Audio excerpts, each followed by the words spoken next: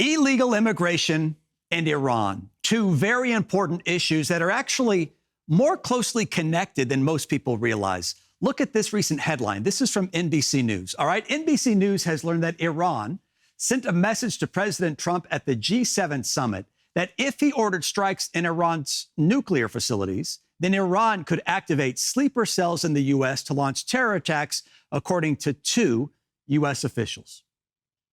I bet that got your attention, didn't it? Sleeper cells, terror attacks. Now you're listening, right? Because we all remember what happened on 9/11 when terror attacks were carried out by sleeper cells. Now, I'm not trying to scare you, but I do think it's important to fully understand how we got here. So let's dive into this further. Remember, I said illegal immigration and Iran, they're connected. And here's what I mean by that. These are brand new numbers from Customs and Border Patrol that says between the fiscal years of 21 and 2024, more than 1,500 Iranians were caught by border agents at our southern border. And of those, more than 700 of them were just free to move into the United States. Why? Because on day one of his presidency, Joe Biden reversed everything that Donald Trump did to secure our borders. And the Biden White House allowed federal agents to process undocumented immigrants and then release them into the U.S. with court dates that are sometimes years down the road. Are you tracking me here? Because oftentimes those people, they just disappear. They give fake names, they give fake addresses, and shocker, they never show up for those court dates that are years away. And they have to explain why they're here, but they just don't show up. And yes, you can argue some of them are here to do jobs that most Americans don't want, but not all of them. And if we don't know who they are or where they are, that's a concern, a big concern. Aboard Air Force One, President Trump put it like this. Listen.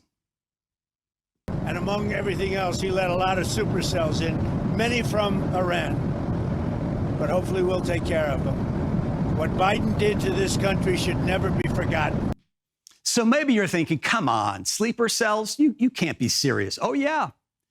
Officials say the U.S. is now on high alert for Iranian sleeper cells. In fact, just since Sunday, a day after President Trump ordered U.S. airstrikes on Iran's nuclear facilities, immigration agents have arrested 17 men from Iran who are in our country illegally. Take a look. I want to show you one in particular. This guy was arrested in Minnesota. He was a felon in possession of a firearm. He's also a former member of the Islamic Revolutionary Guard Corps. And, oh, by the way, he just admitted to having connections to Hezbollah. Let me stop there. Iran's strength comes by way of its proxies, Hezbollah, the Houthi rebels, and Hamas. Do you want someone connected to those terror groups just roaming the streets of your hometown? Of course you don't.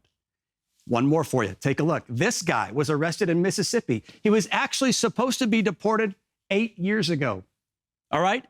Residency terminated in 2017. He's also listed as a known or suspected terrorist. These are the kind of people who've been led into our country. Not all of them, but it just takes one to carry out a terror attack. And don't forget, these are the people from Iran who are actually processed by the Border Patrol. Think about the estimated 2 million gotaways.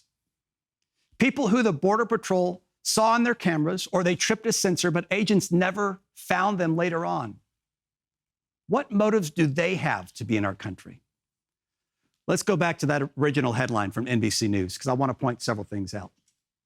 First of all, Iran could activate sleeper cells, plural. All right? Next one I want to show you is that they could launch terror attacks, more than one, if Trump ordered strikes on Iran's nuclear facilities, which he did. Illegal immigration and Iran, they're connected. And while people yell and scream about deporting people who are here illegally, ask yourself this: would you let a complete stranger into your house? Seriously, would you? I don't think so. So why should we let complete strangers into our country?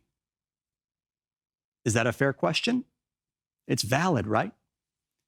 I'm Kris Gutierrez. Let me know what you think.